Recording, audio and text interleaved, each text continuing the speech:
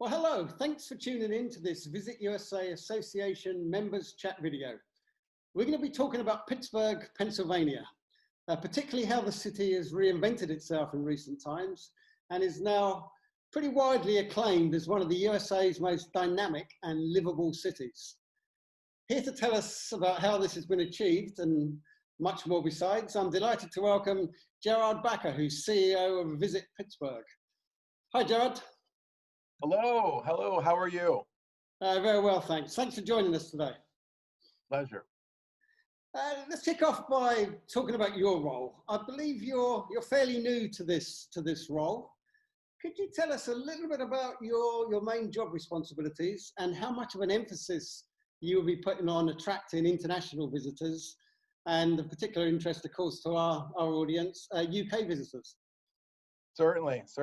Well, thank you for the opportunity. We're grateful for the chance to talk about Pittsburgh and tell our story a little bit. And as you said, I'm relatively new to this position. I became CEO of Visit Pittsburgh really in the middle of the beginning of the pandemic, if you will.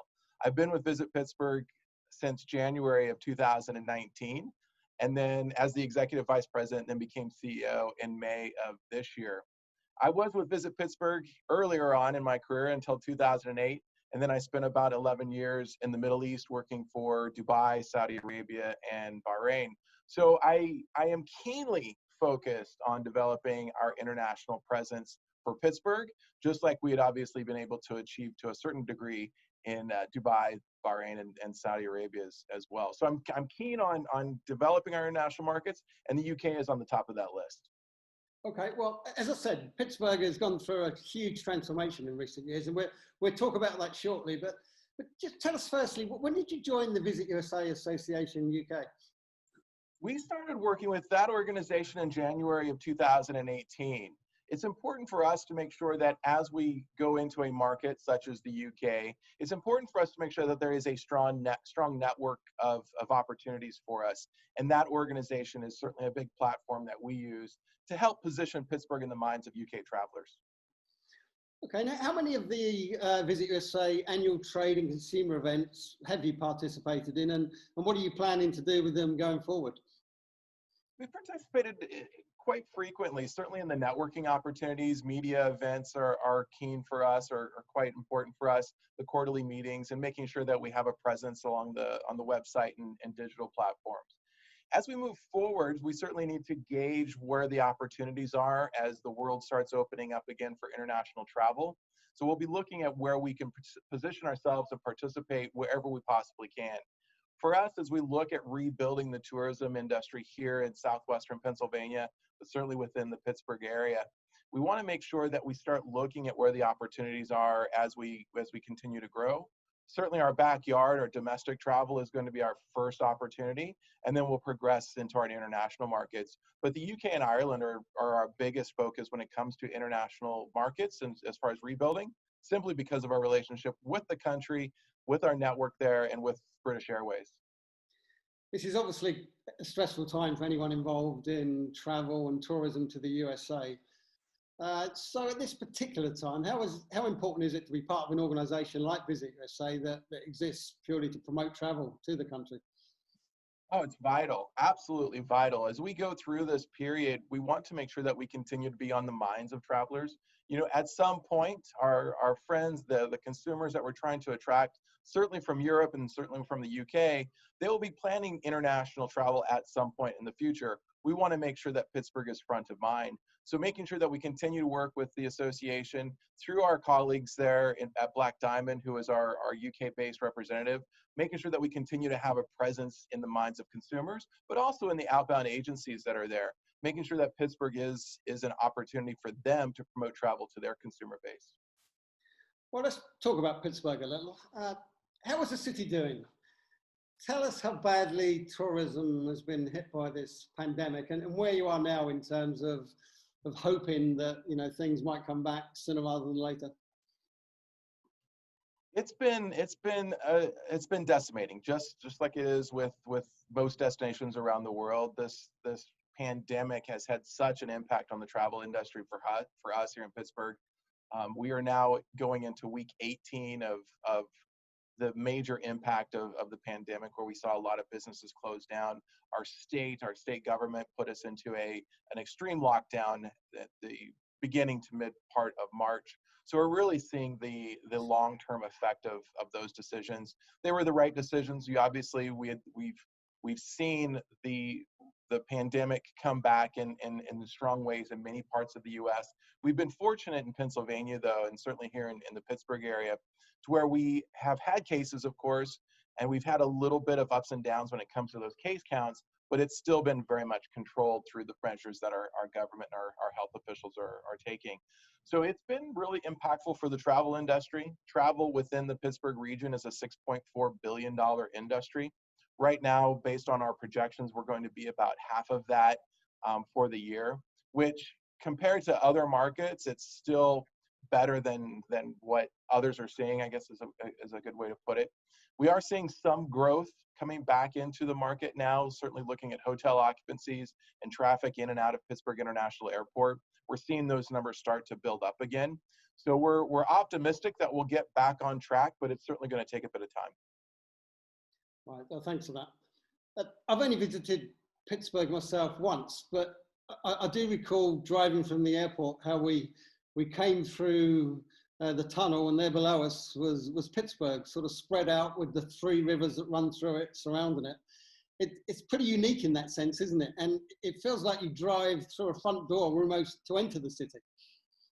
You're absolutely right. You're referring to the Fort Pitt tunnels, and it's one of the most impressive entrances into any city in the United States. It really is. As you're coming through the Fort Pitt tunnels from the airport, for example, or if you're driving by car into downtown, you may be coming through the Fort Pitt tunnels as well. And as you come through there and you exit the tunnel, you come into really downtown is at your feet, as you've said. It's really an impressive view during the day, but it's even more spectacular at night if you have the opportunity to arrive in after sundown. It's so impressive to come out, see out of the Fort Pitt tunnels, see Point State Park, see the whole downtown landscape. It's truly spectacular. And if you're here long enough and you have the time, it's also worth going up to Mount Washington, where you can really take in the view for a much longer period rather than just coming through the tunnels in a car. But it is one of the most spectacular skylines that you'll find anywhere in the States. It's also a city that has been shaped by immigrants from many countries from around the world. How does that reflect in the neighborhoods, the shops, and the foodie scene on offer to visitors?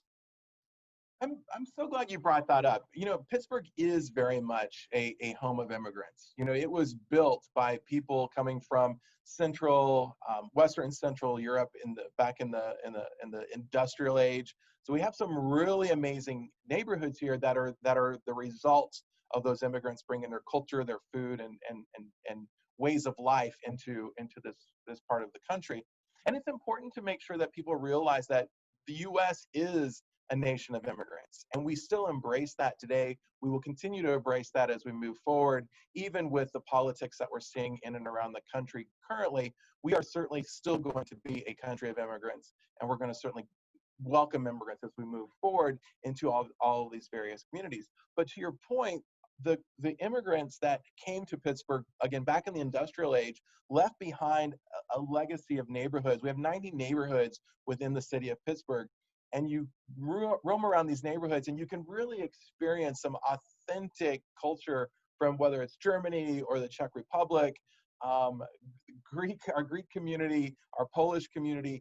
And as you go into these communities and you find these restaurants and these small grocers, you really can experience what that culture represents, certainly from a food standpoint.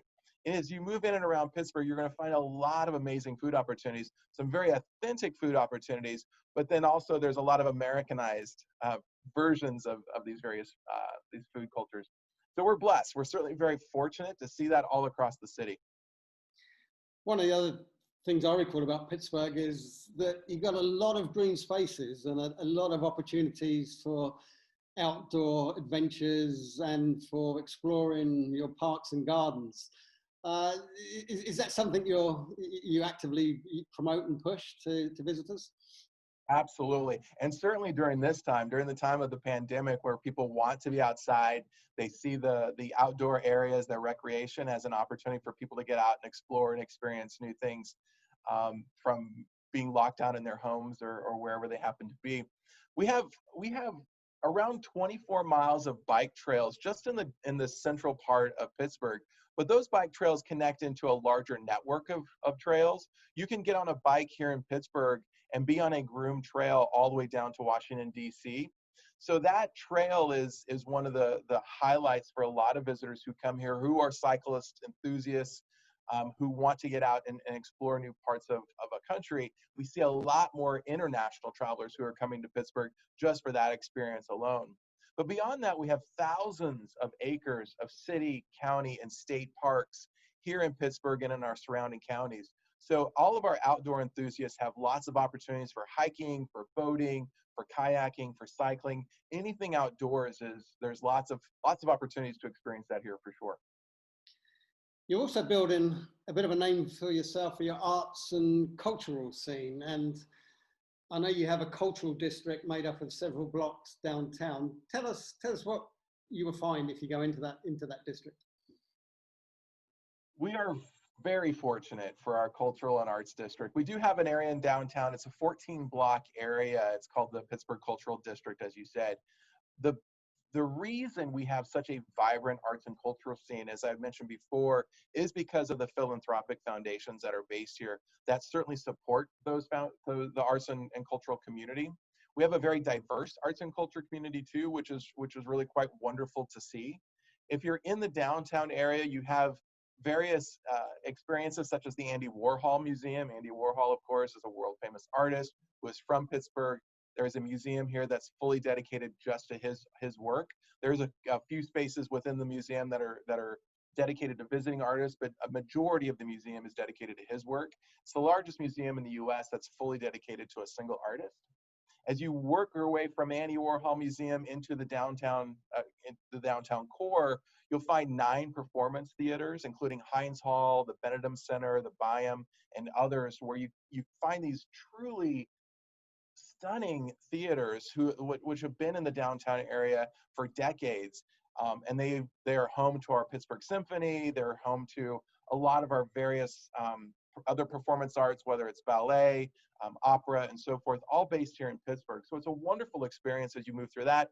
And then also in the downtown area is the African American Cultural Center, the August Wilson Center, which is a wonderful facility fully dedicated to African American art and culture.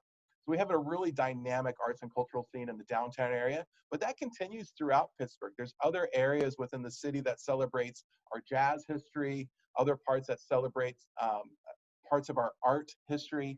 There's some really remarkable areas such as the Carnegie Museum of Natural History, the Carnegie Museum of Art, the Frick Center, and so forth. So there's a lot of really amazing arts and culture here in Pittsburgh. You mentioned Heinz Hall there, who I believe named after Henry John Heinz, is that right? Who invented ketchup and he of tomato sauce and baked beans fame? That's right. That's right. When you come to Pittsburgh and visit, you can go to the Heinz History Center, which is a wonderful facility just in the downtown area, just outside of the downtown area, in an area we call the Strip District. It's a strip of land that's been developed, but it's referred to as the Strip District. The Heinz History Center sits at the top of that area. And you can go and actually see John Heinz's handwritten recipe for ketchup. It's a pretty impressive facility. Another famous name associated with Pittsburgh in terms of having a visitor attraction is Frank Lloyd Wright. Tell us about that. Yeah, Frank Lloyd Wright is such an impact on this region. Falling Water, of course, is just about 45 minutes outside of the central part of Pittsburgh, up in an area we call Ohio Pile or the Laurel Highlands. That area is a beautiful area, certainly for outdoor recreation, but that is home to Falling Water, which is one of Frank Lloyd Wright's most well-known creations. It sits in this beautiful hill setting. There is a river that literally flows through the house, creates a waterfall right underneath the house in a natural pool area. It's absolutely stunning to go and visit that. So Frank Lloyd Wright, the Heinz, the Carnegies, the Fricks, there is so much that those icons of design and invention have left here, and that's certainly one that we're most proud of. For our viewers, mainly travel agents watching this video, who might be a little bit unsure where Pittsburgh is on the USA map, tell us exactly how it would fit into an itinerary of probably the Northeast region. To position Pittsburgh within a regional context, the way that most European agents will categorize us is within the Great Lakes region. You know, we are just about an hour and a half below the tip of the Great Lakes. We're about a 2-hour drive up to Niagara Falls, maybe closer to 3 hours up to Niagara Falls, but then to Cleveland, on up to Chicago. This whole region, the Great Lakes region, is such a wonderful area to package together for travelers. So if someone is coming, if a person, a group, a family is coming to the United States, it's a great opportunity for them to use Pittsburgh as a gateway, using British Airways, of course. Driving up to the Great Lakes, going to Niagara Falls, you can go on up to Toronto, which is very close if you're going into Canada. And then, of course, over to Cleveland and up to Chicago. All of that is a relatively short drive distance from each other. So the Great Lakes region is a really good way to encapsulate Pittsburgh within a regional itinerary. Right. Okay, finally, you've told us a lot about Pittsburgh.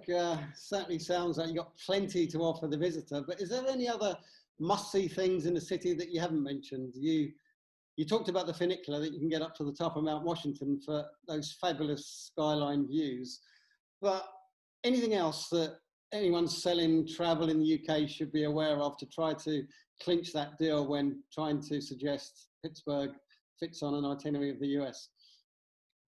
Yeah, the greatest thing about Pittsburgh, certainly for European travelers, is that it's an easy destination to get around and really experience Americana to its best. It's important for individuals who are coming into Pittsburgh to get into Pittsburgh and really get to meet our residents, to get to meet our various communities. And there's a lot of really easy ways to do that, which is wonderful for travelers coming from Europe and certainly from the UK. We have some wonderful tours, whether they're cycling tours or walking tours, heritage tours, that get you into different parts of Pittsburgh and really let you experience what the history of Pittsburgh is all about. There's lots of wonderful stories that you can learn about Pittsburgh, whether it's from our industrial age, but also from our age of cinema. There's a lot of movies, of course, that are filmed here in Pittsburgh because of the topography, because of the amazing architecture that we have here. As you're walking around downtown Pittsburgh, you can always tell when someone is here visiting because their eyes are typically up towards the skyline or towards the top of the buildings, because the architecture certainly in downtown and other parts is truly remarkable. The various churches that we have here as well are truly architecturally amazing to go and see. Some of the stained glass windows that are in the churches in and around Pittsburgh are uncomparable to other places, certainly in and around the US. But getting out to meet our people, getting out into our communities, experiencing the food culture that we have, our music culture, there is so much to experience here to really get a good flavor of Americana. Pittsburgh is the city to deliver that. Okay, well, thank you, Joe. I'd appreciate you talking to us today and telling us all about Pittsburgh. Thank you. It's been a great opportunity. Good luck with your recovery, and we'll see you in Pittsburgh sometime soon. Thank you. Thank you. Same to you.